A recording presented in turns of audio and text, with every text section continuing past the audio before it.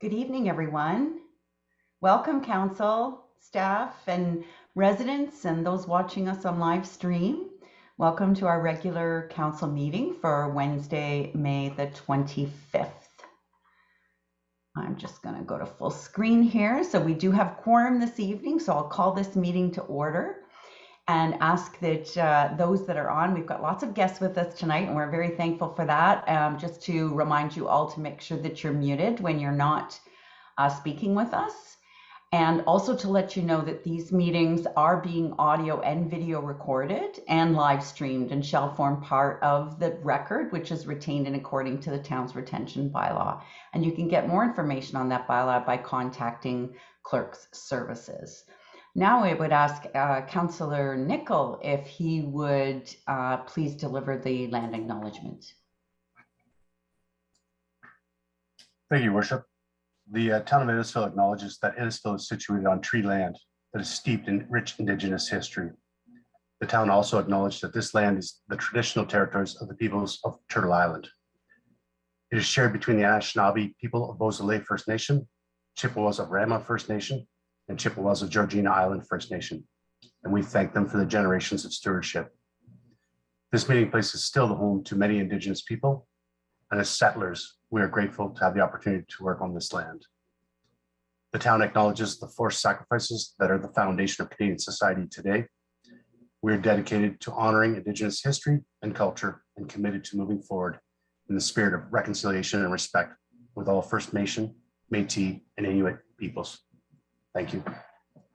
Thank you, Councillor Nicol. We'll now move to open forum. Now, we did not have anyone sign up to speak at open forum this evening. However, we did have a resident who wanted to provide comments, written comments to council, Mr. Wayne Draper, and it's in regards to item B1, which we're going to be dealing with shortly. And if there's any can I just ask the clerk's office if all of council has received a copy of those comments? Thank you, Your Worship. Yes, the comments were circulated right after they were received by the clerk's office. Wonderful. Thank you so much for that. So we'll deal with that when we get to item B1. Next is the approval of the agenda. So may I have a mover and a seconder, Councillor Van Berkel and Councillor Orsatti, to move and support the recommendation that the agenda be approved as printed? Thank you. All those in favor? That is carried. So we'll get right into item number 4, which is disclosure of interest. Is there anyone who has a declaration this evening of a conflict or pecuniary interest? Seeing none, if one becomes apparent to you when we're having our discussions this evening, just please let us know at that time, and we'll get the appropriate papers filled out for the clerk's office. Now we'll go to item 5, presentations and petitions. So it's very excited this evening to have a representative from CAMA who's come to speak to us about a very special award that the town of Innisfil has been awarded. And I welcome CAO Bev Hendry to the meeting. Welcome. Thank you very, very much. Can you hear me? Just confirming? Yes. Okay, great. So good evening, Mayor Dolan, councillors, staff, ladies and gentlemen. I'm really pleased to represent the Canadian Association of Municipal Administrators this evening to present the town of Innisfil with the Professional Development Award. As Mayor Dolan mentioned, I'm Beverly Hendry. I'm the CEO for the Township of West Lincoln and also CAMA Director for the Board of Directors of CAMA and representing municipalities with a population less than 100,000. So it was really great to have Francesca Fugili, your Director of People and Talent, and a number of other council and staff members from Innisfil in attendance at the virtual award ceremony that was held on May 18th. And I'd also like to acknowledge at this time your CAO, Oliver Jershaw, for his membership and support of the association. So you're probably wondering about this award. So each year, CAMA recognizes the value of excellence and professionalism in municipal administration through the annual awards program and in 4 areas: program excellence, innovation, environmental leadership, and sustainability. Professional development and collaboration with external organizations and municipalities. That's a category.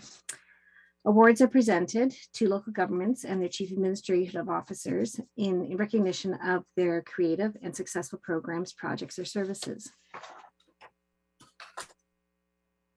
The annual awards program has been designed to encourage excellence in the art of professional municipal administration. Success stories are circulated widely to provide CAMA members and other local government managers with new ideas that may prove useful for implementation in their own communities. And because Canada is a unique mixture of small and large communities, awards for innovation, environmental leadership and sustainability, and professional development are granted according to population. And we offer 3 population categories: for municipalities with a population under 20,000, for municipalities with a population between 20,000 and 100,000, and for those over 100,000. And we are pleased to receive a total of 35 award nominations this year, and they were all of excellent quality. So the following evaluation criteria were used when reviewing the submissions. The first is the extent that the program, project, or service involves innovation, creativity, and exemplifies a significant change. The second is its impact on the profession of municipal administration. The third is the potential the program, project, or service possesses to enhance the practices of administrators elsewhere, and the degree of the transferability of their to other local governments. The impact of the program, project, or service on the municipality and on the organization, even if the innovation itself was not new to the profession. And then the last criteria is the sustainability of the results, their long-lasting, positive, measurable effects on the success of the organization.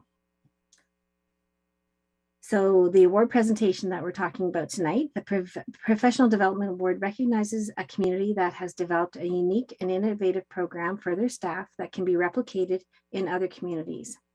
Applications were asked to include documentation which outlines the program in all respects and also shows evidence that the program has been successfully implemented.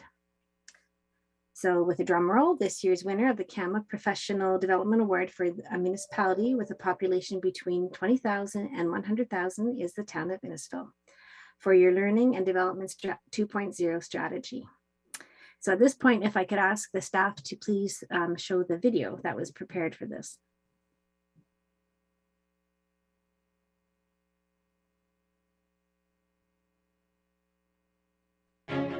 Congratulations to the town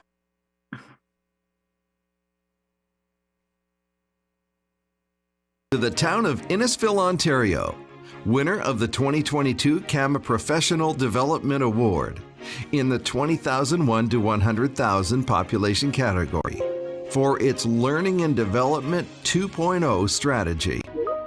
As a learning organization, Innisfil prides itself on developing and growing their people and developing the skills, strengths, and abilities to meet current and future community needs.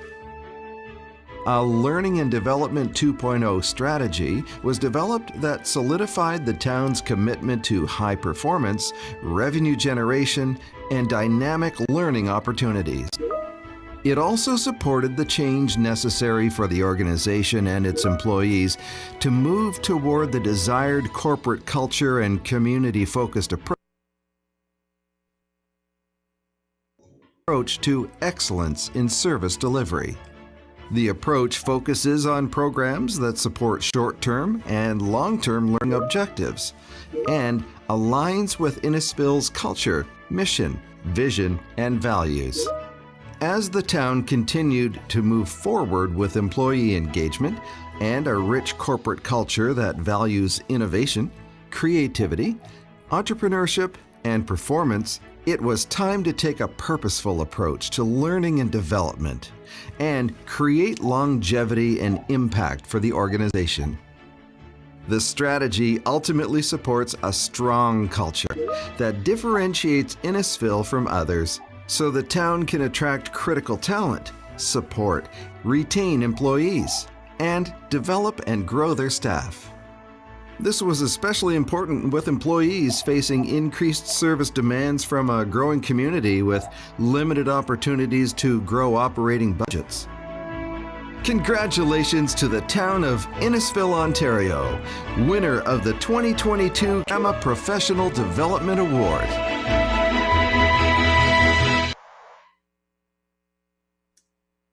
Thank you. With the greatest respect, I was not able to see the video. Could someone confirm that it was showing? Absolutely. Thank you, CAO Hendry. It seems we've had some technical difficulties, and I'm hoping that we can sort that out and be able to show the video, because the video, really, we heard the audio, but we didn't see the video, and the video really is quite spectacular. But Deputy Clerk? Our sincere apologies. We are having technical difficulties. We will definitely be able to attach it to the agenda tomorrow so that the public is able to see it. If we're able to get it up and running this evening, do you want us to try and play it? Okay, I will. Yes, please. Well, okay, thank you. Yeah, later on, if you can, we'd like to see it. I got to see it live, and it's very good, and I would love for council to see it. If we can't get it up tonight, can you make sure that every member of council gets a link to it as well? Thank you, Deputy Clerk. Okay, thank you for clarifying that. When you're looking at another municipality system, you aren't too sure what is actually occurring. So he clarified what I was concerned about. Anyway, to Mayor Dolan and members of council, you should be very, very proud of your staff for submitting this application and for being awarded this great privilege. So with that, I know that Francesca and Lauren also wanted to say a few words, so I'll turn it over to them. Thank you so much. You're welcome. Thank you, Director Figliuzzi. Congratulations, and I will tell council before you start how you made a wonderful speech at the virtual conference, and you just made me so very proud. Thank you so much, Mayor Dolan. A few words and then I'll pass it over to Lauren. First off, thank you, Bev, for joining us this evening and making this very wonderful presentation to the town of Innisfil. We are so very appreciative for the CAMA Board of Directors for selecting the town of Innisfil for this national recognition. We are so passionate about learning and development and are so proud of the Learning and Development 2.0 strategy that has been underway over the last few years. Mayor Dolan, Deputy Mayor Davidson, members of council, thank you so very much for your ongoing commitment and support. We are a small and mighty organization. On behalf of the town, I'm so proud that we have received this award, and we certainly do look forward to continuing our evolution to redevelop learning and development at the town of Innisfil. And with that, I will turn over to Lauren, our People and Talent Leader. Thanks, Francesca. I think to echo Francesca's comments, we are absolutely honored to be this year's recipient of the Professional Development Award of the 2022 CAMA Awards of Excellence. The plaque of recognition will be definitely on view and displayed at Town Hall. Thank you. Thank you so much. Any comments or questions from members of council? Just very, very honored. This is a Canada-wide. So I think when I'm trying to remember some of the other winners, I think Kamloops was one of the other winners, and Richmond, BC was a winner. So really quite an honor, and to be in a category with municipalities twice our size as well. So really punching above our weight. And I want to thank CAO Hendry for being here with us this evening. Very much appreciate it. You're welcome. Have a good evening. Thank you. So I would ask for Councillor Waters and Councillor Fowler to move and second the recommendation. All those in favor? That is carried. And we'll keep working on trying to get that award presentation going. Next is item number 5.2, which is the Innisfil Accessibility Advisory Committee. And they're going to do their annual update. So I welcome the Innisfil Accessibility Advisory Committee. To turn on your camera and unmute whenever you're ready.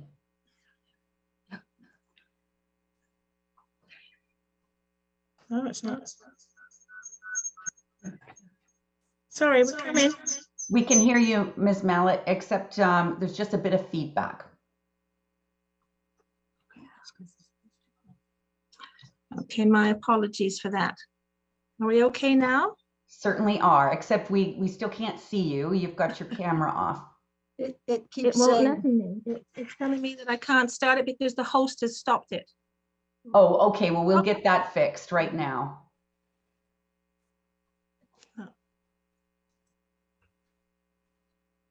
Deputy Clerk? Excuse me. Yes, Your Worship, that is the camera. The video is on. It's showing the EOS webcam utility. So I think Okay. it may be a technical issue on the other end. Okay. Oh dear. Well, Well, as long as you can hear me, as I say, Exactly. that's the most important thing, without a doubt. It seems Okay. to be a theme this evening. We can hear, but we can't see. Oh dear. Okay, well, with that, I will move forward. Good evening, Mayor Dolan, Deputy Mayor Davidson, members of council, staff, and the public. My name is Hilary Mallet, and I am the Vice Chair of your Innisfil Accessibility Advisory Committee. We are very pleased to provide this annual update and to recognize that May the 29th to June the 4th, 2022, as National Accessibility Week in the town of Innisfil. This week is an opportunity to celebrate Canadians with disabilities and to also raise awareness of the critical need for accessibility and inclusion for all in our communities and in our workplaces. Your committee appreciates this opportunity to advocate for the residents of Innisfil to ensure the barrier-free community. At this time, though, it is with a heavy heart that we will be advising you of the loss of one of our accessibility committee members, Robert Davies, in 2021. Robert served with the IAAC for 11 years, and he was a very important part of this committee and his community, and he will be sorely missed. Our thoughts are with his wife, Joan, and their family. At this time, we'd also like to welcome Natalie Graham, who is the Communications Community Engagement Coordinator, and she has been providing support and updates through community engagement on behalf of the town. The committee was really excited that we received the support of the County of Simcoe, who had listened to the concerns raised by our Accessibility Committee and the residents regarding challenges to the new waste management cart system. We're very happy to see the implementation of this exchange and assistance program. Your committee will extend the appreciation to the County of Simcoe. And I'd like to point out that a wise man said, we are all in this together. The IAAC has recently started participating in the Accessibility Standard Committee. This is a committee led by people with disabilities to create a Canada without barriers. They work together to create modern accessibility standards in priority areas, to revise current accessibility standards, lead research, and support society to reach the highest level of accessibility. The IAAC attends webinars and provides input as information is provided. This committee also recommends that everyone visit this website to see all the amazing work this team has done and is continuing to do for the future in meeting accessibility requirements. With the current pressures on local schools dealing with the pandemic over the past 2 years, the IAAC will be reaching out once again to the local elementary schools to bring back our valuable Breaking Down Barrier Awareness programs, hopefully in the fall of 2022 or early of 2023. This program provides students the understanding of how to break down barriers in their community and to ensure that all people of all abilities reach their full potential and are included in every way. Your committee also continues to consult with staff to ensure that town-owned and operated facilities are barrier-free. The committee has been an integral part of providing input on the importance of removing these said barriers and addressing accessibility requirements for the town's various master plans. The committee was pleased to participate in an on-site tour of the town campus with Max Fallhammer, future planner, to review accessibility concerns and to provide solutions to make this place fully accessible for everyone. Your committee is excited to see the town square under construction and completion, which is expected this fall. We have participated in the design process to ensure the site meets all AODA compliance. The Champion Park in Sleeping Line development has commenced early design, and the committee is really looking forward to meeting with town staff and the consultant to ensure that the jewel in the crown of our town namely the Margaretta Papp Byliner Accessibility Park is designed to have enhanced accessibility elements for children and adults of all ages. As the late founding member and chair of this committee for 16 years, Margaretta was comforted with the knowledge that Innisfil had approved this champion park. We were also pleased to have the opportunity to comment on the Cookstown Snowbot pilot project. The committee extends their appreciation to the staff and the Innisfil Beach Ad Hoc Committee for finding the addition of a beach wheelchair at Innisfil Beach Park. This will be a valuable asset to the park and its residents. Our committee has continued to meet virtually and looks forward to holding their first in-person meeting on June the 14th, 2022 at the Town Hall. We are happy to report that through the vision and policy changes made by the province of Ontario and the hard work of many accessibility committees, our world has really changed. We believe that our IAAC, councils with vision, and dedicated and cooperative staff, we have transformed the town of Innsville into a place that everyone can be proud to call home. On behalf of your Innisfil Accessibility Advisory Committee, we thank council and staff for your continued support. Thank you.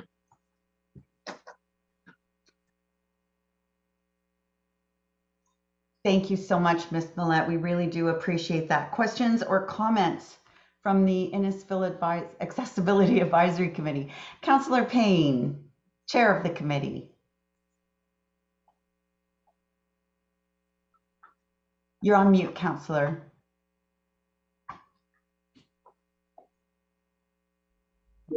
Okay. Thank you, Hillary. That was wonderful. And I just want to thank the whole committee. Their heart and soul is in it. They're just they move me.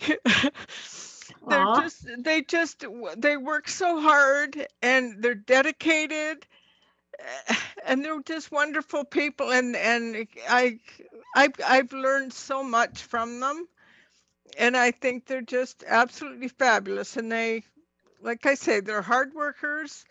They know what they want, and they go forward and they get it, and they deserve everything that they get. So I just want to thank every one of them on the committee for everything that they do, the input that they put into the information and the work that they do. They're great, and I thank them. Thank you, Councillor Payne, Chair.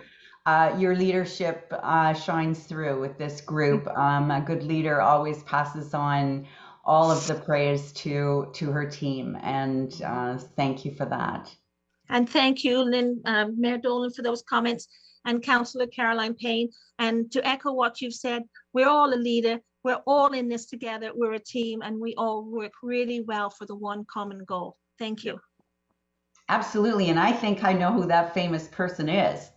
You might just. Okay, any other questions or comments from members of council? Councillor Orsatti. Thank you. And just to echo Councillor Payne's comments, that great appreciation on behalf of council to the members of this committee, and to thank each of them for opening up our eyes to the challenges that many face that we sometimes forget about. Thank you. Said. Thank you. Thank you. So I would ask then that Councillor Payne and Councillor Nicol move and second the presentation be received with thanks. All in favor? That is carried. Thank you very much, Vice Chair Millette. Thank you. Thank you. All right, and more good news. Item 5.3, we're pleased to be joined tonight by members of the Innisfil Historical Society who have another exciting project for our park. And I believe I saw Ms. Weiss on here.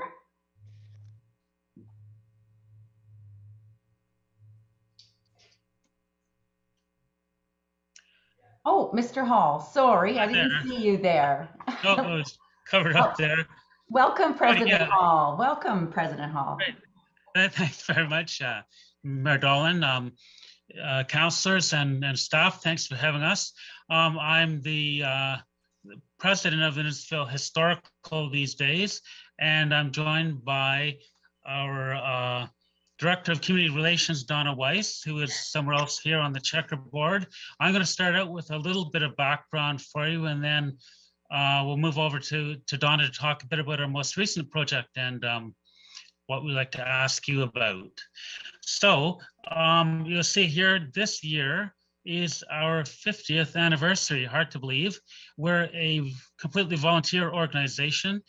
We've been going for the 50 years. We celebrate Innisfil's heritage and culture in many different ways. Could I have the next slide, please?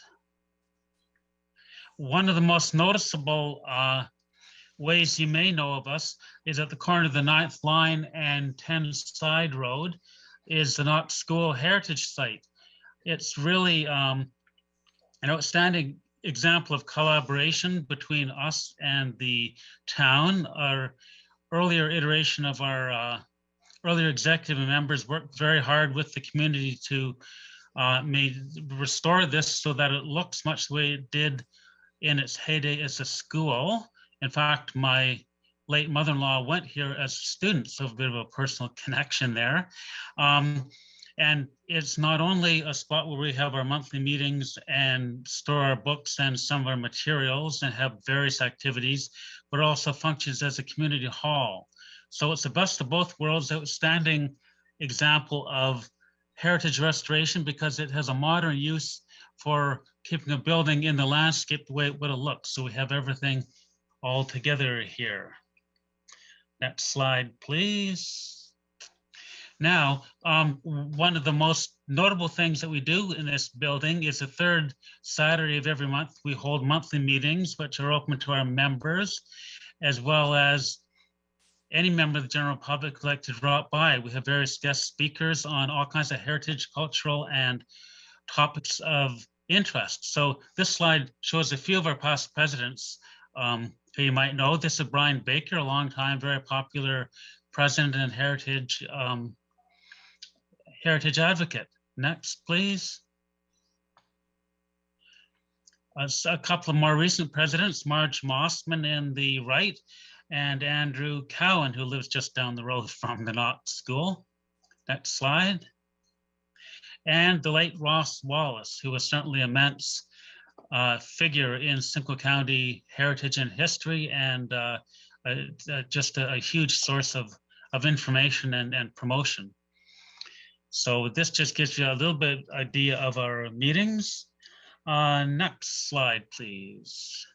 Our Stories Innisfil today, it's a website, very successful one, which is run in collaboration with the wonderful staff at the library. We have all kinds of information and we invite you to check it out. Here's Bev Cochran with the good old rolling pin brick toss in Stroud. It's one example of the kind of information we have on there. All kinds of family stories. The next slide, please. Weddings, long time married couple here with the bridal veil spirea in the background. Next slide, please. And here we are, the 1950 Innisfil Council. You'll notice a good number of them were farmers at the time, reflecting the heritage at the time. Okay, next slide, please. You're probably familiar with this project, which we worked again in collaboration with Council, and thanks very much for your assistance and sponsorship.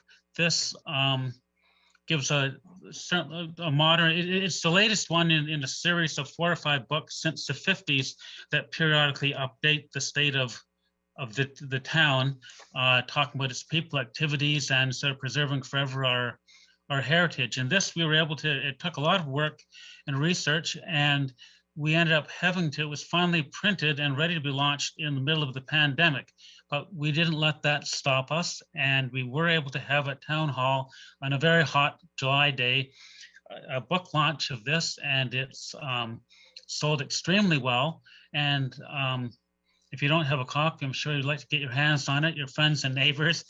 And we're very proud of this. Next slide, please.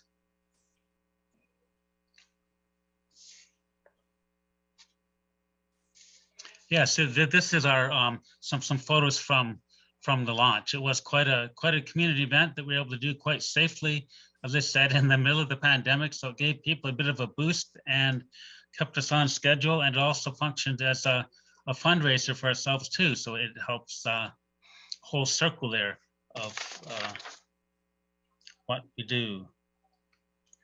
Now, I believe with the next slide, it's over to Donna Weiss to talk about our latest project. Good evening, everyone. Thank you for allowing us to share, brag a little bit, and propose a new idea as well. So this is our new logo. Some of the old elements are still there. I think I draw your attention especially to the newer landscape, which of course shows the rise in houses, apartments, schools, and we've never had anything that indicated the 400 has been with us. And let's face it, imagine a highway as extensive as that coming through all of our lot 7s, from the most southerly to the northerly. We still, of course, allotted a significant space on our logo for agriculture, the prime and valued industry that it is. So that's, again, significant. And of course, we do pay tribute to Lake Simcoe and all the wonderful endeavors and fun that we all have, residents and visitors alike. Next, please.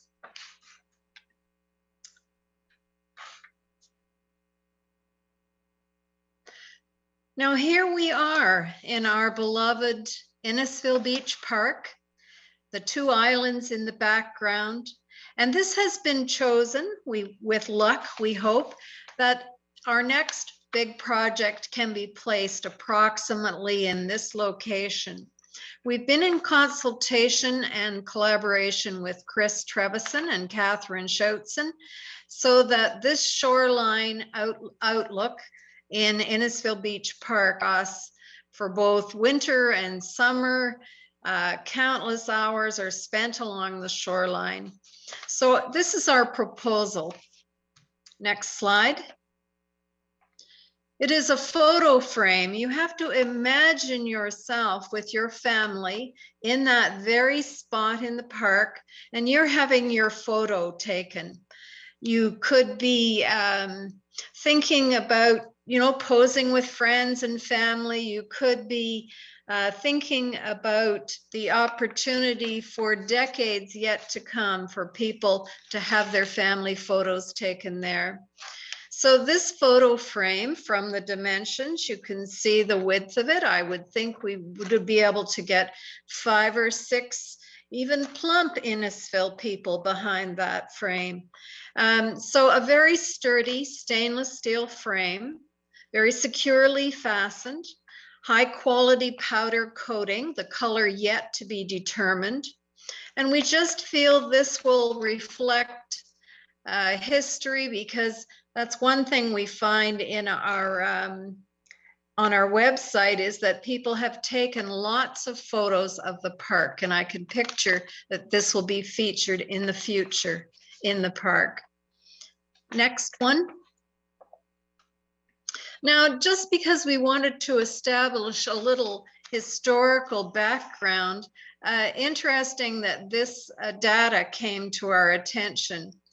So according to the diary kept by Governor Simcoe's, one of his aides, that he was en route to the naval establishment at Penetang.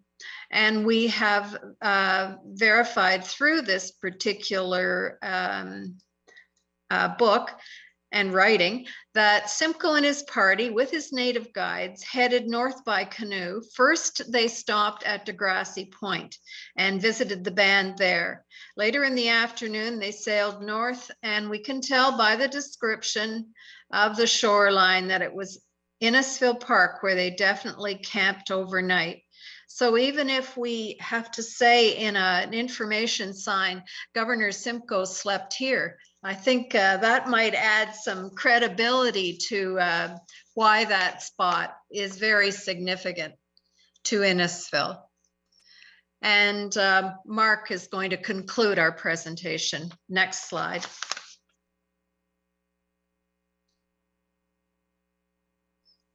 Yes, again, so I just wanted to mention that the frame itself would be, we've been working with on the design and potential fabrication. We work with an Innisfil metal fabrication company that specializes in this kind of thing. So it's actually all done right here in the town. And basically it would be that this frame would be our gift to the town and the people of the town, marking our anniversary. We're prepared to foot the bill for the fabrication, the installation, and everything along with that. So we're hoping that you will agree that it is a significant historic site, and this is a monument type of thing that not only marks our 50th anniversary, but is an interactive kind of feature that would add additional life to the park, and something that will mean something to residents and visitors for a long time to come. So I would say thank you very much for your time. And if you have any questions, Donna or I would be happy to answer them. Thank you very much, Mark and Donna, for being here. Questions or comments from members of council? Councillor Fowler. Thank you, Your Worship. I just wanted to congratulate with the logo. I know the artist who did it. It's a local artist, Ron Haste. Beautiful work. So you chose very appropriately with it, and I fully support it. So thank you for looking within to see the beauty that we have. Thank you. Other questions or comments? Deputy Mayor Davidson. Thank you, through your worship. Just with our previous presentation with accessibility, is there any way that sign could be made to lower and raise lower? So if somebody in a handicapped position could have a picture taken through that frame, it might just be a consideration. Good point. Thank you. Mm-hmm. Other questions or comments? I think it's unique and different and fun. Every other community and their brother are copying the Toronto sign and bringing it to their municipalities. And this is just, I think, so much better and innovative and different. And so thank you so much for whoever was the brainchild behind the picture frame. I think it's an ideal project, and it's very good of you to choose the Innisfil Beach Park to put this historic landmark that will always mark the 50th anniversary of the Historical Society. Thank you. And thank you very much. Thank you. Thank you. So this is just to be received this evening, but I know I've received an email from staff, so I know they're working hard with you to make it happen. And if there's anything you need, please reach out, and we'd be happy to help assist. Good, thanks very much. Thank you. So I'm going to ask Councillor Payne and Councillor Nickel to move and second the recommendation to receive the presentation this evening. Oh, and Councillor Nichols got his book. All those in favor? Any opposed? That is carried. Thank you very much, and thanks for joining us this evening. You're welcome to turn your camera on and stay with us for the rest of the meeting, or you can log off, whichever suits you the most. Thank you. All right, so that moves us on to item 6, which is delegations And we do have one delegation this evening, and it is our own Mitchell Harris who will be delegating regarding one of the items that are on our C1 item that's on the agenda tonight, which is the automated monetary policy, better known as AMPS. Mr. Harris, whenever you're ready. Thank you, Your Worship. Good evening, Council, fellow staff, residents, and everyone tuning in this evening. In this presentation, I'll provide a brief background and overview of the proposed Administrative Monetary Penalty, or AMPS bylaw, that is attached to Staff Report DSR 07822, and this report can be reviewed on this evening's meeting agenda. Next slide, please. Currently, parking tickets are issued, processed, and adjudicated under the Provincial Offences Act. The Provincial Offences Act outlines and prescribes the administration and adjudication process for all parking tickets. Under the current process, there's limited opportunity for flexibility. In 2006, the Municipal Act was amended to include Section 102.1, giving municipalities the authority to introduce AMPs for violations of bylaws respecting the parking, standing, or stopping of vehicles. Furthermore, Ontario Regulation 33307 was introduced, setting out specific requirements that must be met in order to establish an AMPS program for parking. Several municipalities have or are in the process of implementing AMPS for parking-related matters, and all feedback received indicates that their processes are running with increased efficiency and in a cost-effective manner. Innisfil has partnered with the town of Bradford, West Gwillimbury to develop this AMPS initiative, which is proposed for both municipalities. Working closely together has allowed us to share research and development resources, and the plan going forward is to share resources wherever possible. Next slide, please. As mentioned, the current process for parking enforcement is contained in the Provincial Offences Act. The timelines, fees, and court processes are prescribed in the Act, giving staff little latitude to resolve issues outside the process. Individuals who get a ticket under this process will have the option to pay the fine or request a trial. Next slide, please. The AMP system would move the adjudication process out of the court to a municipally administered dispute resolution process aimed at earlier resolution. In accordance with legislation, several components need to be in place before penalty notices can be issued and include a procedural bylaw, an appointment bylaw for screening and hearing officers, a bylaw to amend existing parking bylaws, approval of administration fees for late or fail to respond, and a new set of policies to ensure fairness and accountability. The bylaws are before Council tonight, and if approved, staff will return to Council on June 8th for approval of the associated policies. Next slide, please. The process for the frontline staff will look similar, with provincial offenses notices now being called a penalty notice. Once a penalty notice is issued, a person can pay it or request to speak to a screening officer by completing an online form, calling or attending town hall. Screening officers are appointed and will be existing staff person or persons.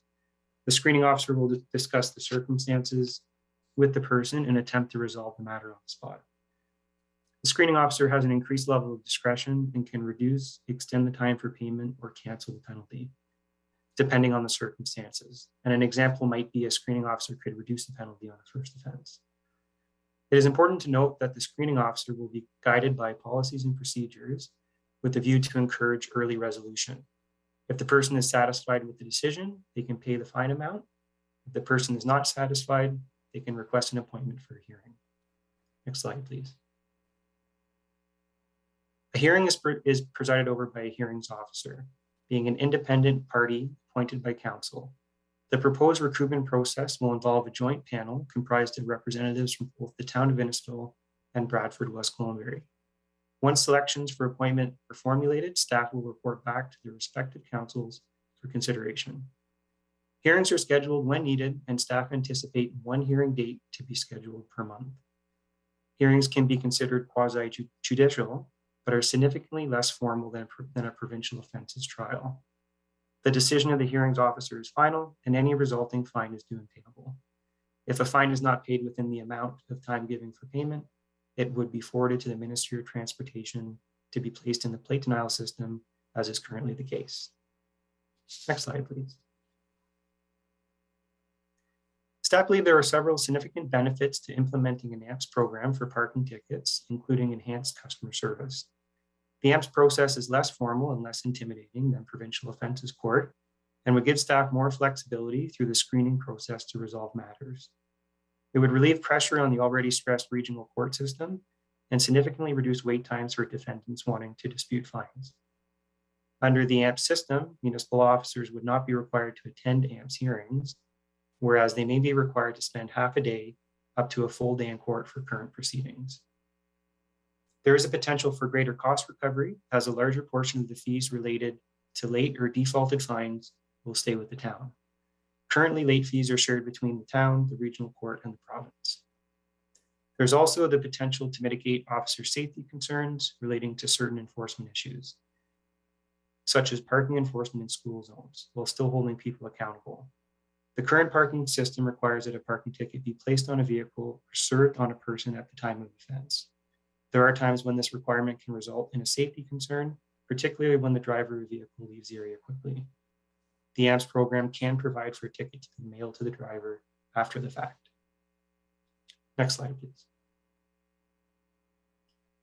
The AMPS program would not significantly impact our current process with how parking tickets are issued or how many would be issued, and all project and implementation costs, such as project management, agreement updates, software upgrades, and the redesigning of forms and tickets are captured under the CDSB's municipal operating budget. There is a new foreseeable expense item relating to the compensation for hearing officers of $6,000 annually per town. As mentioned earlier, hearings officers would be shared between Innisfil and Bradford West Cloneberry, with hearings taking place approximately once per month in each town. Staff believe there will be an increase in parking fine revenue as it relates to the collection of late fees imposed when someone fails to fulfill their obligations to respond appropriately to resolve the ticket. As mentioned earlier, the larger portion of late fees would be retained by the town. As the program rolls out, it will be monitored, and any required budget adjustments would be incorporated into future budget processes. Next slide, please. There are 4 administrative fees recommended to be approved by council tonight. Fees are only added when a penalty goes unanswered. The 4 fees associated with bylaw are administrative transportation search fee of $10, and there is a cost to the municipality of $8.25 per search. A late fee, or fail to respond to pay fee, of $25. The current fee is $16 and has not been adjusted for over 20 years. A hearing non-appearance fee of $50, and this is cost recovery for costs associated with scheduling and conducting a hearing. And a plate denial fee of $25, which is a continuation of the current fee applied through the POA legislation. Next slide, please. Should council approve the AMPS procedural bylaw, staff will continue to work with Bradford West Cloneberry and our external consultant on implementing the system. Our next steps are to return to council June 8th for approval of the policies associated with the AMPS program. These policies are meant to mirror the fundamental protections provided in the traditional court system, governing the screening officer and the hearing officer's exercise of discretion. Over the course of the summer and into the fall, staff will begin to implement software updates to our existing parking management system, revise the penalty notice related forms, train staff, along with finalizing new Ministry of Transportation agreements for license plate searches, as well as the posting and recruitment of hearing officers, which staff would come back to council for appointment at a future meeting. The anticipated go live date would be Q1 of 2023. Staff believe this project to be a significant step forward in terms of enhancing customer service around the parking ticket process by providing an alternative dispute resolution option versus a traditional enforcement approach. Next slide, please.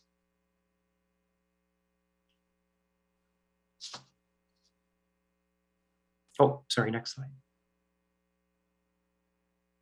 Just an administrative note, there was a minor correction to the procedural bylaw before council tonight on Schedule A, line 67 and 68, reference section 15A III that should be section 15A II, and that correction has been made to the bylaw before council tonight. Next slide, please. Thank you. I would also like to shout out and thank the many town departments, including Louise and Legal, Clerks, IT, Finance, Communications, Customer Service, our external consultant, Shane Turner, the Manager of Enforcement in Bradford, Brent Lee, and the Town of Bradford, West Gwillimbury, on working together on this project. And thank you for listening. The team and I will be happy to answer any of your questions. Thank you. Thank you so much, Mr. Harris. Questions are from members of council, please. Councillor Arsadi. Oh, there's lots. I'll write them all down. You go first, Councillor Arsadi. Thank you very much. Great presentation, Mr. Harris. And I think this is another great initiative of staff and shared services. In reading this agenda item that's on tonight, looking at the current backlogs in the court system, 8 to 9 months. And this is a win-win, saving money on the fees, the shared hearing officers with Bradford. It's another great partnership with Bradford that we've already been working with other services. And I think it improves and streamlines the service. So it's also going to help those that are getting a parking ticket to understand it in the system. But I just, while I have you here, just one question that was in the town parking bylaw, that was a $35 fee that we have in the bylaw that says stopping too far from a curb. Can you explain that one to me, please? I don't understand stopping too far from a curb. I can understand parking too far and getting a ticket. Absolutely. Go ahead, Mr. Harris. Through your worship, the Councillor Arsadi. I would have to look at the bylaw to give you a correct answer, but so all the fees in the AMPS bylaw are carried over from the current parking bylaw. So most offenses are stop or park, and they're broken down in 2 sections. That way an officer would have the ability to issue a ticket if a vehicle is stopped or parked. That just gives a bit more of an ability for those offenses. Yeah. I think I'll have to look that one up later, make sure that I don't ever do that offense. Thank you. A great presentation and a good report. And I think this is, from all the staff that are working on this, a continuation of partnership and how our 2 towns are merging together to provide a better streamlined service. Thank you, Councillor. Councillor Waters. Thank you, Your Worship. I agree. It was a very good presentation. I think it's an excellent initiative. Anything to streamline the process and bring the revenues back to this municipality is always a welcome addition to Innisfil. So I just wanted to thank you very much for that. I do have a question. And I understand this is only for parking, but is this a system that can be used for other fines that bylaw issues? Complaints, dogs, those types of things. So is this something that can be expanded to other services and bylaws that we offer in the town? Mr. Harris. Absolutely. Thank you. Through your worship, to Councillor Waters. Yes. So Schedule B of the bylaw is meant for expanding the offense section. So in the future, yes, we could add any of the bylaws to the AMP system. Excellent. And if I could just add to that, Mr. Harris, so just very recently, I think it was about middle of April, MTO has put out new regs for automated speed enforcement cameras, which right now have been unattainable to us simply because of the cost of going through the Toronto consortium. And my understanding is that those regs will also support an AMPS program. So things like red light cameras, automated speed enforcement, and school bus stop arms will all eventually be rolled in, but you'll only be able to use it if you already have an AMPS system up and running. So I think this is a very good first step, and I think we'll see more added onto it in the future. Is that right, Mr. Harris? Through your worship, yes, that is correct. We are awaiting some more information throughout the summer from AMO and the province with direction to that, but yes, correct. Thank you. I saw Deputy Mayor Davidson and Councillor Van Berkel. Thank you, Your Worship. Thank you for the presentation. I noticed you mentioned on the late fees, the $25 late fee charge, but it hasn't been updated in 16 years, I think, or it's to 20 years, and they take $16. Also, the other question I have is the hearing for non-appearance. I mean, it's $50 that we're charging. Probably in the recommendation later, I'll see that to 100 because we do have a huge influx from the GTA. And if you notice in the report here, the GTA area, Richmond Hill, blah, blah, blah, Mississauga, they're used to paying $100, Markham's $100. And we do know that right now, because of provincial election, they don't want to increase any fines and penalties across Ontario, but we know with our Airbnb situation, the fines and fees aren't enough to really warrant somebody stopping it. So when was the last time the hearing for non-appearance fee was updated? Mr. Harris? Through your worship to the Deputy Mayor, this would be a new fee under the bylaws. So this is the first time we have introduced this fee. Okay, I'm in favor of maximizing because if somebody's ignorant enough to not show up, they should pay a maximum fee on that. So, and it would help the revenues for the municipalities. So thank you.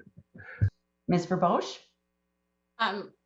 Through you, Mayor Dolan, to Deputy Mayor Davidson, the one thing we have to be careful with an AMPS program is that the regulation restricts us to only imposing fees that cover our costs. They can't be punitive. Thank you, Ms. Verbosch. Sorry, that was Councillor Van Berkel was next. Yes. Thank you, Your Worship. I thank you, Mr. Harris. I do think it was an excellent presentation, and I'm in favor of streamlining. I just, from my own curiosity, how many parking tickets are given out on a yearly basis, and how many of these would go to hearings, percentage-wise? Mr. Harris, ballpark? Yeah, through your worship to Councillor Brown Burkle, I don't have the exact number for parking tickets. Right now, I could say approximately. We have approximately 40 waiting right now for trial in the POA courts, and that's over the course of just over a year and a half, 2 years. So approximately in the ballpark that go to trial right now between 20 to 30 a year. Thank you. Thank you. I think this is really a step in the right direction, a fundamental step that will be able to grow over the years. And I can tell you the ability for us to have plate denial with MTO was about a 6 or 7 year fight to get the MTO to agree to that. And it's had a big advantage too, because before if people didn't pay their POA tickets, there was no recourse for them. People could just go on forever and not pay these tickets. And that plate denial system had a huge impact right across the province. So I think we're making some really good progress here, and I look forward to seeing it roll out in our community. And yeah, I also echo Councillor Sadi, when we can share costs and labor with a neighboring municipality, that makes a huge difference. So thanks for all your efforts on this and all your team, very much appreciated. And I will ask Deputy Mayor Davidson and Councillor Ices to move and second the recommendation that the delegation be received. All those in favor? Any opposed? That is carried. That's wonderful. That brings us to item number 7. Any updates from any committees that you sit on for the good of the municipality? Councillor Van Berkel. Thank you, Your Worship. Yes, we had another in-services meeting on May 19th. The gist of it is we had, the audit reports for financial reviews, which took up most of the meeting. But just an update that the intake cleaning at the water plant was completed. And also a letter went out to the septic haulers that the closing of the receiving station is delayed until September. And there was a review as well of user fees. They haven't been reviewed in 2018, so it was high time that we did that. And that includes like for damage deposits and stuff like that.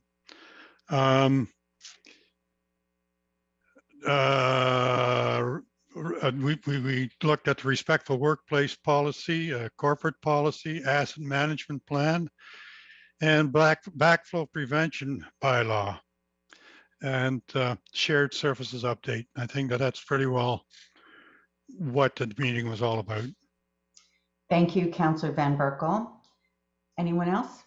Councillor Orsatti?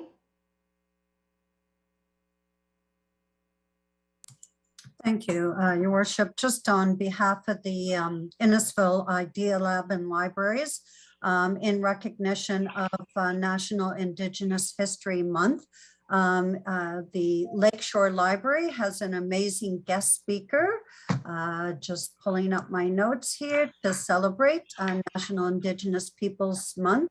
The Chippewas of Rama First Nation elder and knowledge keeper, Mark Douglas, will be joining the library staff and all residents who registered to attend the event on June 11th at the Lakeshore branch. He'll be telling the story of the fish fence in the narrows between Lake Couchiching and Simcoe. And this is a 5,000-year-old story that was almost lost. So it's a great way to meet an elder and knowledge keeper and hear the story firsthand as we celebrate that. Very proud of the library with this initiative. Thank you. Thank you, Councillor Orsatti. Anyone else? I have a number, so I apologize in advance. First of all, the Simcoe Muskoka District Health Unit met, and the good news is that this wave, as it goes down, the mortality rate worldwide is much lower. So that still means 13,000 deaths in Ontario since the beginning of the pandemic, and the USA just passed their millionth death due to the pandemic. So, but because of the lower mortality rates now, the health unit is able to resume some of the duties that it put on hold during the pandemic, and it's still operating the clinic. If there's any booster shots needed, it's still operating the clinic at the Sperling Drive location in Barrie and also at Georgia Mall. County of Simcoe met yesterday, and it was Paramedic Week, and we had the winner of the Junior Paramedic Award, and she was able to get a picture taken and an award from paramedics for her presentation. Also, I was able to be at Simcoe County to hand the keys of a refurbished ambulance over. Once a year, County Council donates one of their older but still in good shape ambulances to a good cause. In the past, it has been the Busby Center or the Living Wish Foundation. This year, the ambulance is going to Pennington in Nunavut, which is on Baffin Island. It's a very, very remote, small community that actually the ambulance will be going to Montreal, and then will be loaded on a sea lift, and it'll take months to get there. There's only about 100 kilometers of roads in the village. They have never had an ambulance before. They don't have 911 service.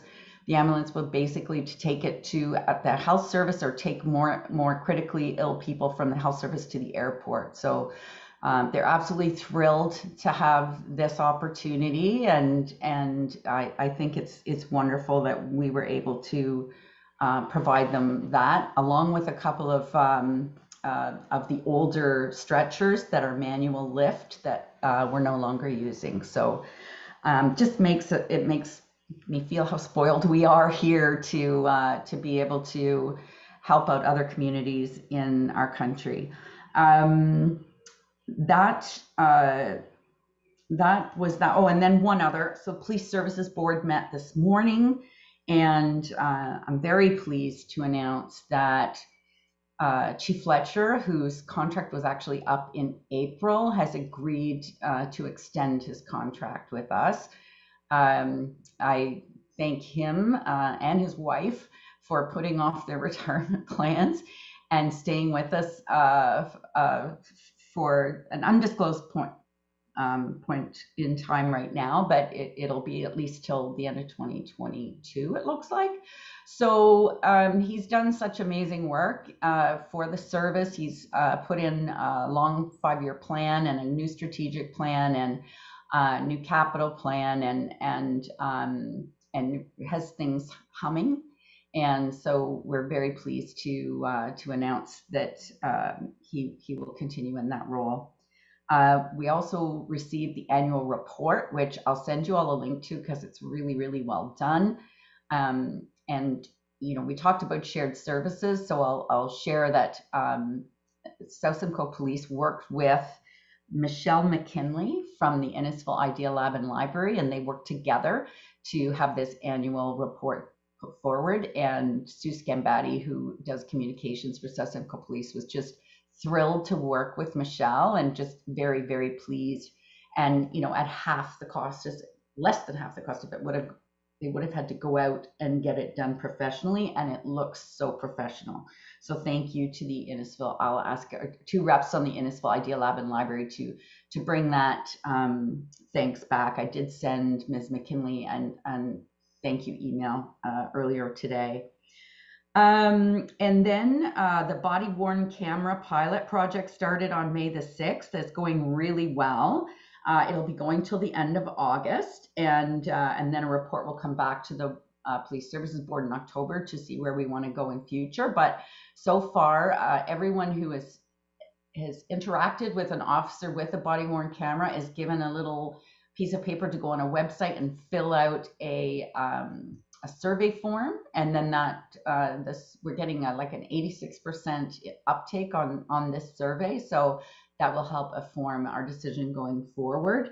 But so far it seems to be going over quite well with the residents. And then finally, some really good news on a front that is, I know, near and dear to all of our hearts, and that is traffic safety. So it was announced at the School Zone and Traffic Safety Committee, Staff Sergeant Phillips. As you know, we purchased a speed camera that we sort of copied off of Bradford because theirs was so successful. It's not a camera that can give out tickets, but it gives out warnings. So a warning letter is produced, and in this case, where it is on Jan's Boulevard, has been obviously a hot spot to put it. There were I can't remember, Councillor Sadi, maybe you can help me. In a short period of time, there were 1,800 pictures taken, and those are vehicles going, at least, it doesn't even take a picture unless you're going 15 kilometers over the speed limit. So, and there were 1,800 of them in a short time. And then what the officer does is not only he sends out letters, and almost all of them, like 99% of them, are Innisfil residents. And there were, I believe, 12 or 14 incidents with a vehicle. So for those people who were I want to call them frequent flyers, for lack of a better term, they received a phone call from Staff Sergeant Phillips, and quite honestly, in most cases, in the top 5, it was high school students. So the parents of those high school students would have got a call from Sergeant Phillips explaining how fast that car was going, their car was going down that road, how many times a day. So suffice it to say, I wouldn't want to be that child coming home for dinner that evening, but it's whatever it's doing, it's working, because the same measure the next week went from 1,800 to 1,100. So it's quite a distinct help.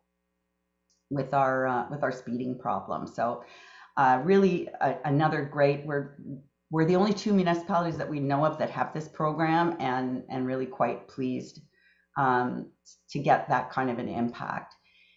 And then finally, Platoon B took it upon themselves for 1 hour to sit at the 6th, 7th, 8th, or 6th, 7th, and 9th at Yonge Street and those lines, and charged 6 cars in 1 hour for not coming to a stop at those stop signs going onto Yonge Street because there's such a high collision rate there. So, you know, that's the type of service that South Simcoe is supplying us, and I'm sorry to take up so much airtime, but I just thought those were really good examples of how South Simcoe Police is proactively working our community.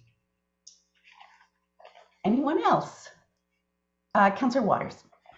Just a quick question concerning the number of incidents where cars were speeding.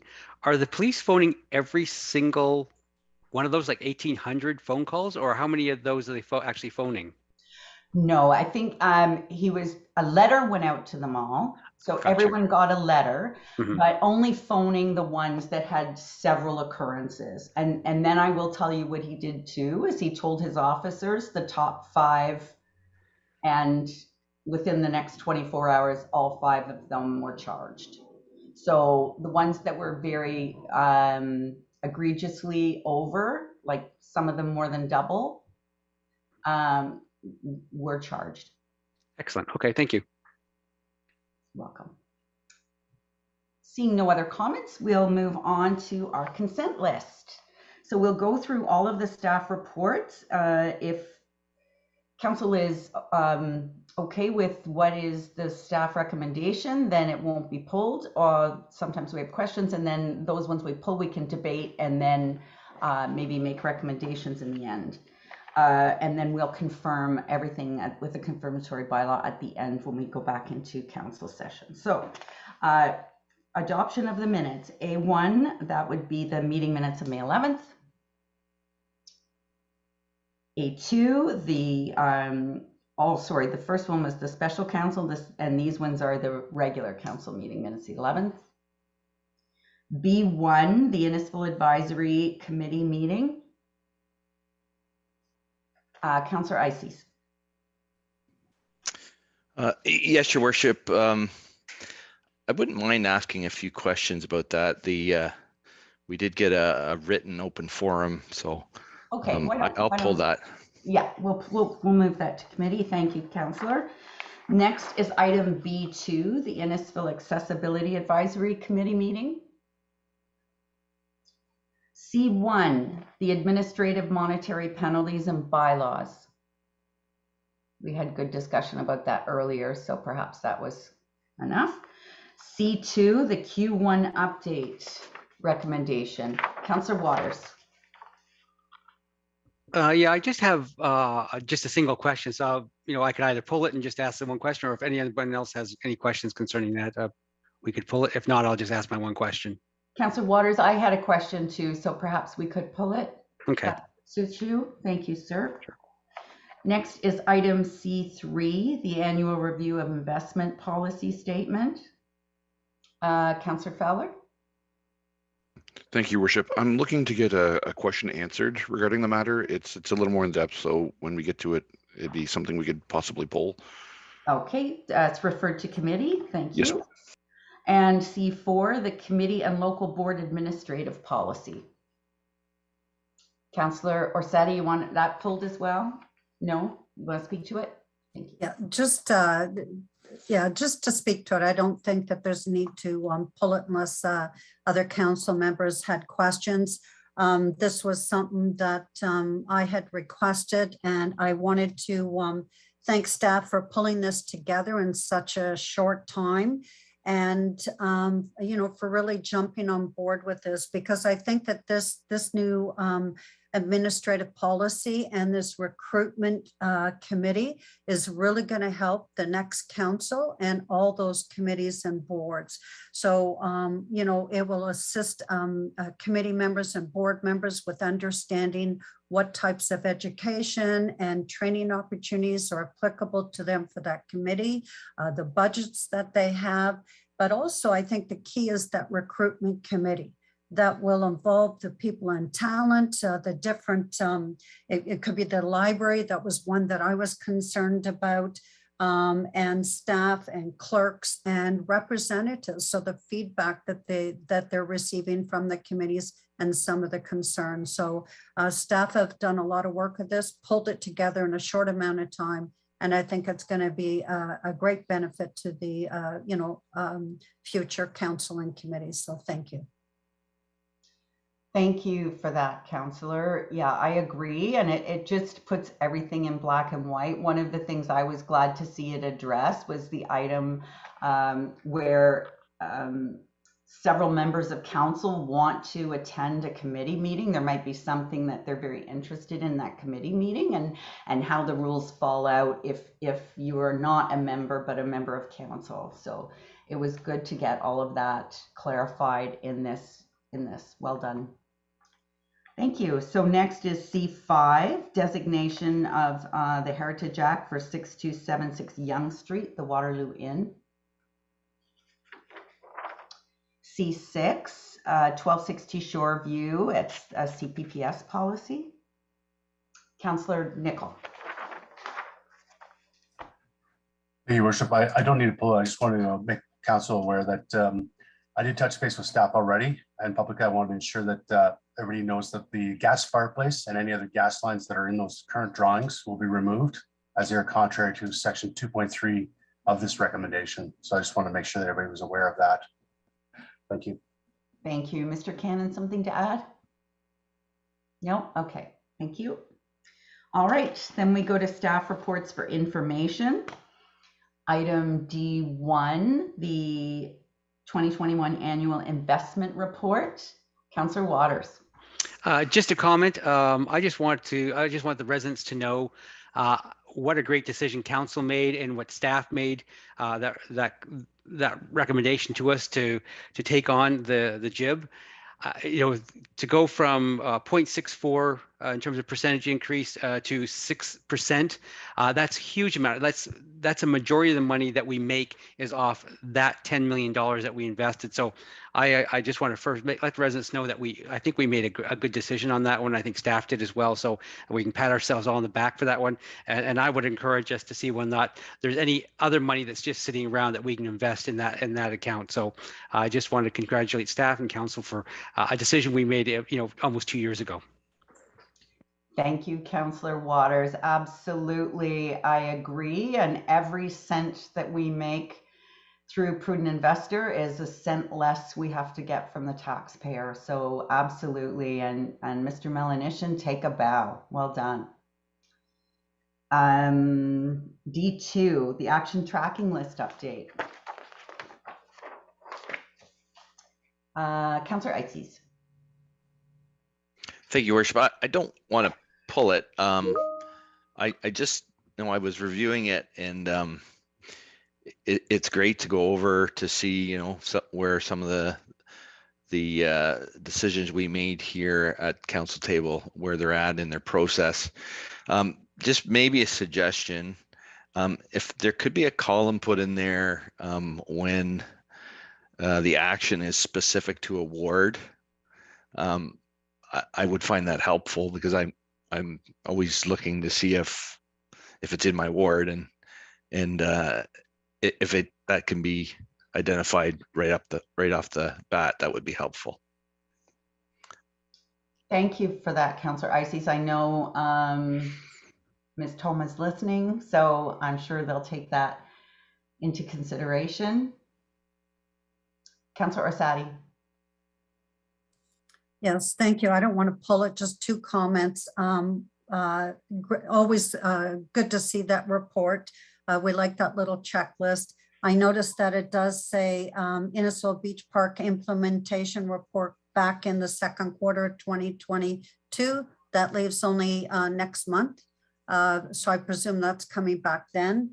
And I was very happy to see the public art policy for a percentage for art program that is something that we really need to start doing and recognizing. It's a way, this is through the library, but it's also a start. We started with the ice huts, and I think this is a way to grow recognition of our history, of our culture, and acceptance of art.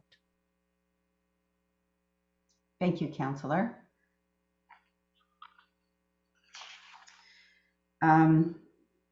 Sorry, I've lost my place. All right.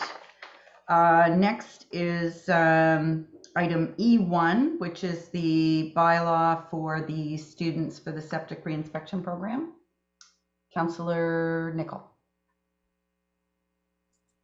Thank you, Worship. I did receive my my notice today already in the mail. So Mr. Vickers is very, very efficient. I also wanted to mention that not only receiving this today, but I believe I already met Brittany and Letitia yesterday because they completed my inspection here in Guildford already. So this part of Guildford is already well on its way. So just want to say thanks to staff for being very proactive. Thank you. That's great. So anybody that's captured in the Lakes Protection Plan, or anybody that's captured in the Clean Water Act, so 100 meters from the shoreline or 100 meters from a wellhead well, will be captured, and it's a 5-year process. So I think this is we're on our second inspection since that came into effect. Next is item F. There's no items of correspondence for action. Item G1, the South Simcoe Police Services Board meeting minutes from March 23. And I will mention to Clerk's office, I did ask the board administrator this morning at the board meeting to, when the minutes are approved, to send a copy of them to Clerk so that you get the most up-to-date minutes. Next is the Innisfil Public Library Board minutes dated April the 25th. Next is a proclamation for National Indigenous History Month, June 2022, and National Indigenous Peoples Day, June 21, 2022. We also did a proclamation for the National Deafblind Awareness Month, June 2022, and also a proclamation for Innisfil Pride Month, which is June 2022. And just a reminder to everybody that on Saturday morning at 10 o'clock, there will be a Pride flag raising at Town Hall. And that's it. So then we'll go to the consent list continued. Recommendation that the items contained, except the items, have we got them all captured there? Be approved, and I will ask Councillor Van Berkel and Councillor Orsatti to move and second that recommendation, please.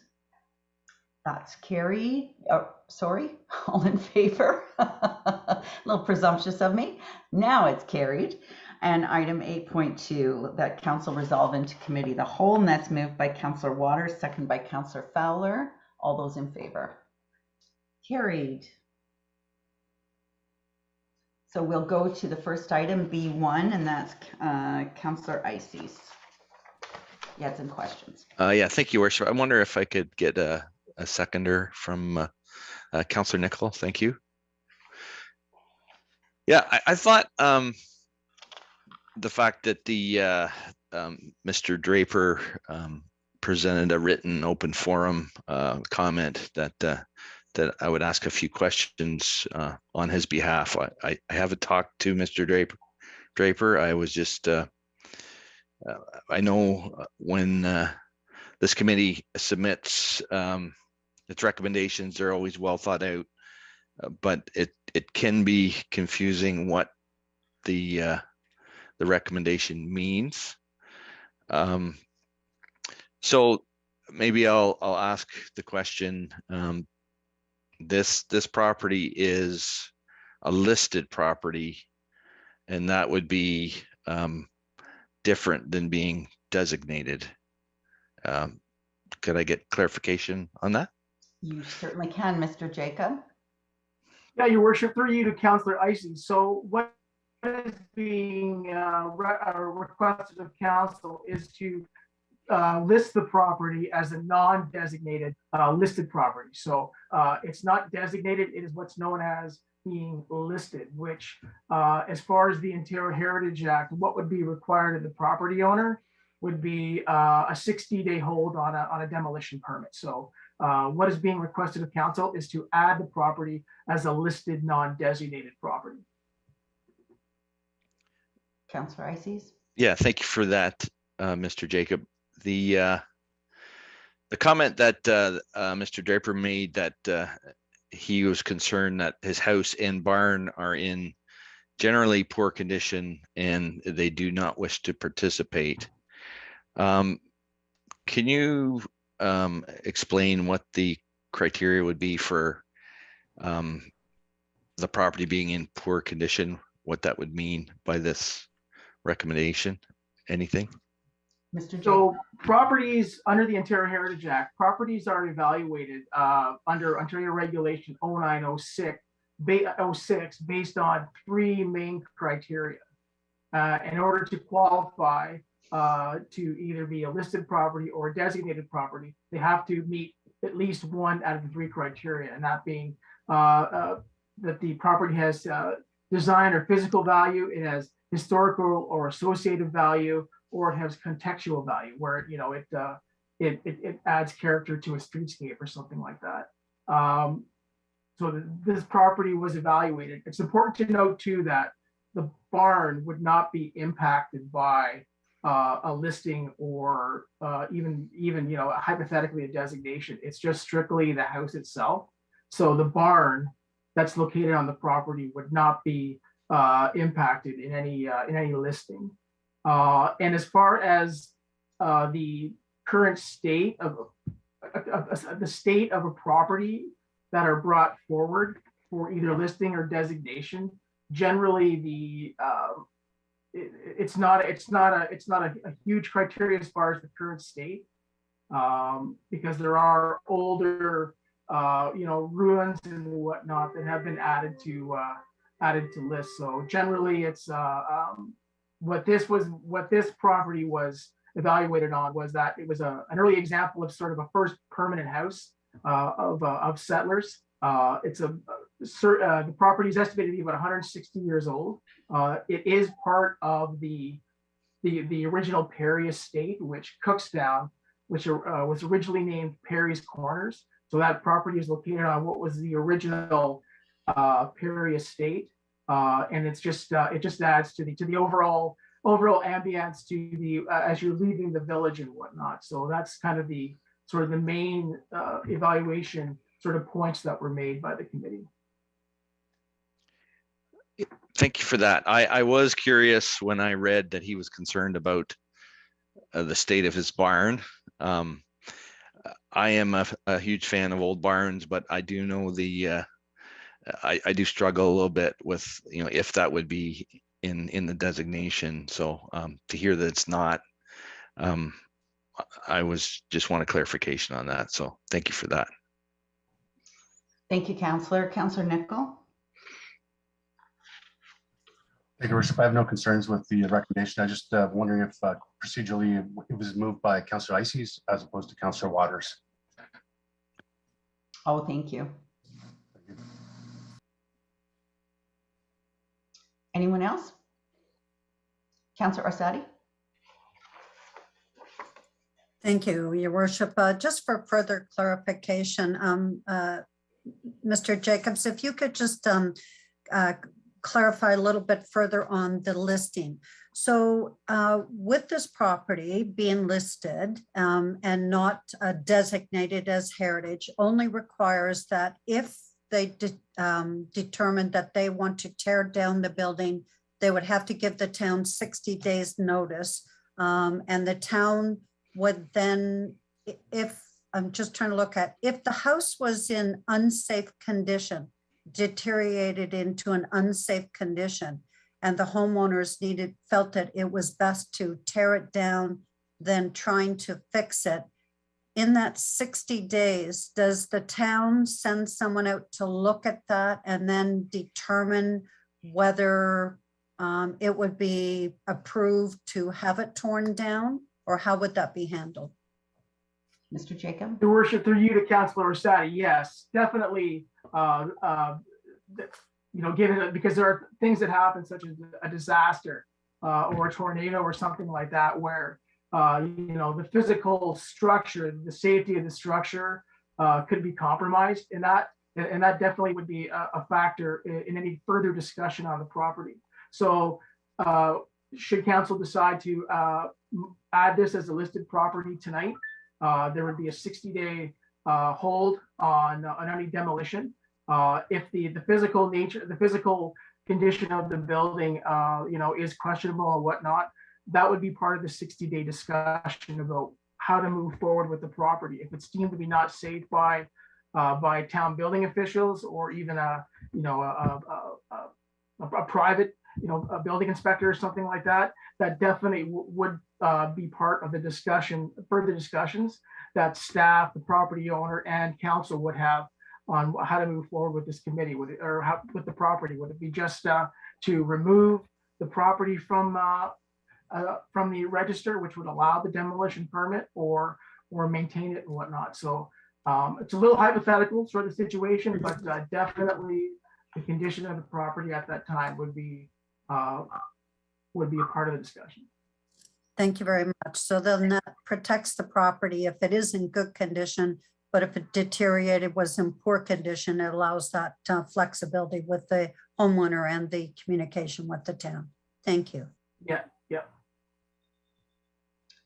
Does that answer your questions, Councillor Ices? Yeah, that's good. Thank you. So we have a mover and a seconder on this recommendation, Councillor Ices and Councillor Nicol. All those in favor? Or was that a question, Councillor Waters? Did I miss you? Oh, okay. Thank you. All right. Next was the Q1 update, I believe.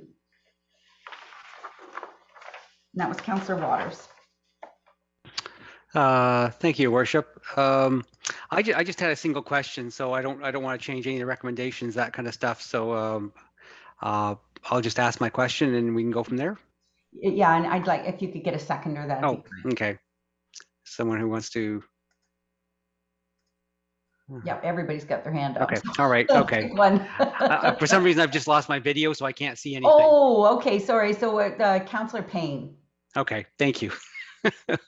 I don't know what I clicked on, but I can't see. All I see is a document in front of me, and I can't seem to get back to that. So I will continue on. And thank you, Councillor Payne, for doing that for me. And we can see you. I want you to know that. So. All right. Okay. Thank you very much. The only question I have is regarding the stormwater cleanout and retrofit program. In terms of, it says off in the comments column that they're looking at a 15% increase, maybe 15.3 that point, but the requested increase is going from is $600,000, which is well above 15%. So I'm just kind of curious why the significant either cost overruns or increased in this capital project. And I'm not sure who I should call on for that. Mr. Milanician. Thank you, Your Worship. Yeah, just through finance, I don't have the specific where. I think we'll reach out to Jeremy House, and we'll get back to it with a response shortly if we can. Okay, thank you. Thank you. And I think it was generally just a percentage, was it not? In some cases, a percentage added to each of the files, if I'm not mistaken. Other questions or comments on the Q1 update? I had two. One of them was on page 3 of 14, the interest and dividends. Our actuals to March 31st are like less than half of the year to date. I'm just wondering, with our great prudent investor returns, why that would be, except maybe that just generally interest rates in 2021 were so poor. Ms. Webb? Yes, through your worship, in terms of the interest, at the time of the preparation of the report, we don't have all of our prudent investor returns recorded in there yet, though we get those reports quarterly and didn't have it at the time of the preparation. Got it. Thank you. And then one other question about I think it's the last recommendation about the traffic calming RDS 363 and the not being able to use the federal gas tax funds for people hours or for staffing. So it says returning. Does that mean like returning to the federal government or returning to a reserve fund or? Your Worship, the answer to that question, so for that particular project, it was originally budgeted to be fully funded from federal gas tax. And yes, so the money, and because some of those costs being staff time aren't eligible costs, we'll return it. We have a reserve fund for the federal gas tax, and it's used for other eligible projects. So it just goes back into that reserve fund for future use. Wonderful. And we're able to carry that forward. Great. I was just not wanting to have to actually return it to the federal government. I didn't want to do that. Perfect. Okay. Any other questions or comments on Q1? Seeing none, all those in favor of the recommendation as printed, that is carried. Next is C3, and that was Councillor Fowler. Thank you, Worship. There is one portion of the report that I am actually rather curious about. If you could just get a seconder first. Oh, sorry. Terribly sorry. If I can get a seconder, it'd be appreciated. Councillor Waters. Okay. In section 5.2.2 under the long-term funds for eligible investments, you can see that we've changed a lot of the funding parameters. The eligible investments for long-term funds, including the following offerings by one investment. And they've wiped out quite a number of the high interest savings account, the Canadian government bond fund, the corporate bond fund, etc. And then it replaces it with the eligible investments for long-term funds include any pooled fund or other collective investment vehicle or institutional investment management product sponsored or managed by one investment for the prudent investment program. My question is, I understand managed, that would mean it would be under their umbrella. How does sponsoring it, does that allow it more flexibility and flow between more funding, or is it something that they can float money between different accounts during that time? Or I just need some clarification on that if possible, please. Certainly, Mr. Melanishin. Through your worship, yeah, this is one of the adjustments the Chief Information Officer for One JIB decided to put in here. The listing is very prescriptive, and the one investment, you know, they have different tools that they actually manage themselves or endorse. And I think that just opens up the portfolio a little bit broader beyond the restrictive, you know, the restrictive legal limit list. It's just a broader definition that the Chief Information Officer of the One JIB board recommended, because that list that you see there that is struck out or redacted is very prescriptive, and there are a few other opportunities that we can as a municipality invest our funds in. So it's just opening up the door a little bit for us. So you're saying in essence that it allows us to keep our eggs in a few more baskets in case something goes really well or really poorly. It gives us latitude to, sorry, through your worship to Councillor Fowler, it gives us the opportunity to, yes, diversify if we see the need to do so in some of the sponsored or really supported one investment options that they have offered, as opposed to just the very short list prescribed there originally. Thank you. Fun fact, when we were advocating for the one investment and for broadening investment powers for municipalities above the legal list, the Minister of Municipal Affairs at the time was Minister Bill Morrill. And he was very reluctant, and it took a long time and a lot of convincing. And when he did, he only opened the door this much, and he was very, very careful. Now, Mr. Morrow is the mayor of Thunder Bay, and guess who just invested a whole bunch of money into the prudent investors into One JIB. So there you go. I digress. So I think that was all of the items that were pulled, and I will ask for a all in favor of the recommendation for C3. That is carried. And now we'll go to the RISE recommendation, and I'll ask for Councillor Payne and Councillor Nicol to move and second the RISE recommendation. All in favor? Any opposed? That's carried. And next we'll go to adoption of the recommendations from Committee of the Whole, and that would be Deputy Mayor Davidson and Councillor Ices to move and second, and all in favor? Opposed, if any? And that's carried. And next we'll go to a notice of motion. So this notice of motion is here tonight and will be considered and debated on June the 8th. So next we'll go to announcements. Announcements for this evening, please. Any announcements? Councillor Nicol. Thank you, Worship. A couple of good news announcements finally after a couple of years of not so much. Happy to announce that the Innisfil Garden Club is holding their annual plant sale in Guildford at the Arboretum again this Saturday from 8 till 1. I'm sure that all of us can also get there and renew our memberships then as well. So it should be a good day. On Tuesday, May 31st, it's the first return of Neighborhood Nights, and it's starting in Cookstown at the Kids Lane Park from 6 till 8. And happily next weekend, June 4th, it's the return of the Cookstown Chamber of Commerce's Wing Dang after a 2-year hiatus. So it's going to be good to see a lot of people out and enjoying some deals all throughout Cookstown. Thank you. Thank you, Councillor Nicol. Any other announcements? I've got a couple, so I just wanted to give a big shout out to the pitch-in team for a really great day. It was very successful and well done, so thank you for that.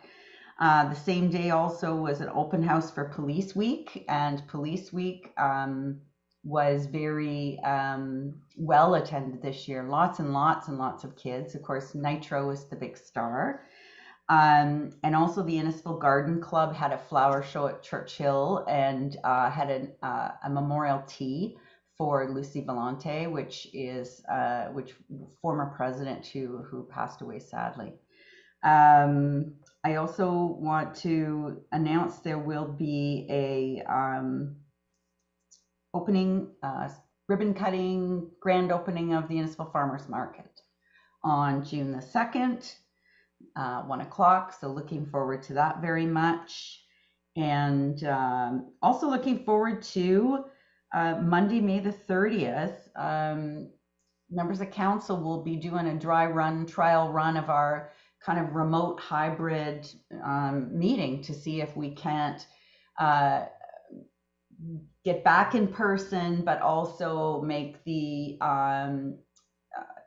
it still easy for people to view at home, and also for time to time for council to be able to also virtually attend. So we'll see how that dry run goes. Stay tuned, everyone. And now I'm going to ask if Ms. Creamer was able to have any success with that CAMA award, and if we could maybe see the pictures this time.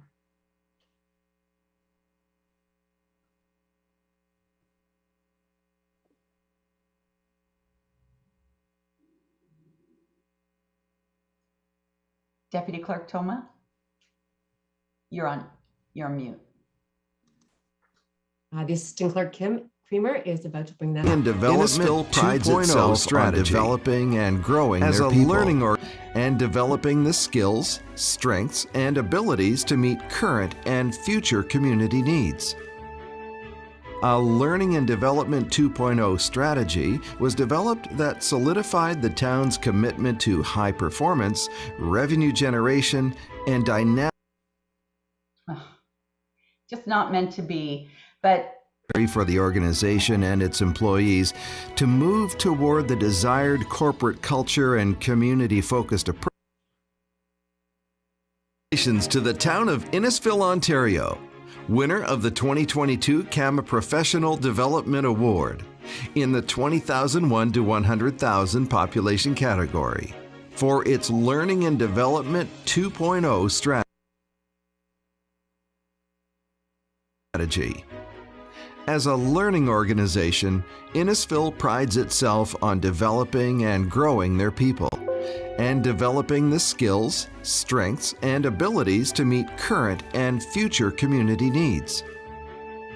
A Learning and Development 2.0 strategy was developed that solidified the town's commitment to high performance, revenue generation, and dynamic learning opportunities.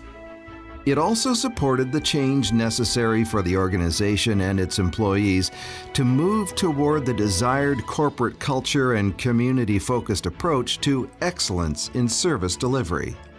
The approach focuses on programs that support short-term and long-term learning objectives and aligns with Innisfil's culture, mission, vision, and values. As the town continued to move forward with employee engagement and a rich corporate culture that values innovation, creativity, entrepreneurship, and performance, it was time to take a purposeful approach to learning and development and create longevity and impact for the organization. The strategy ultimately supports a strong culture that differentiates Innisfil from others so the town can attract critical talent, support, retain employees, and develop and grow their staff. This was especially important with employees facing increased service demands from a growing community with limited opportunities to grow operating budgets. Congratulations to the town of Innisfil, Ontario, winner of the 2022 CAMA Professional Development Award.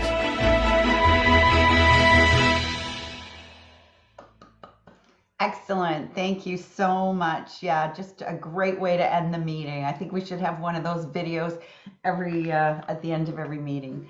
So thank you for that. Is there any other announcements from anyone? Seeing none, then we'll go to the confirming bylaw when we get the screen back up. And I would ask Councillor Van Berkel and Councillor Arsadi to move and second the confirming bylaw. And since it's not on the screen, I will read it. That bylaw number 051-22 being the confirming bylaw of council meeting held on May 25th be adopted. All in favor? Those contrary? Seeing none, that's carried. And then we'll go to adjournment. And I will ask for Councillor Waters and Councillor Fowler to move and second that we adjourn our meeting at 8:47 p.m. All in favor? That is carried. Thank you, everyone. Thank you, staff, for a great meeting and lots of moving forward and positive steps. And have a good rest of the evening. And we'll see everybody Monday in person. Good night, everyone. Hey, everyone. Good night. Good night, everyone.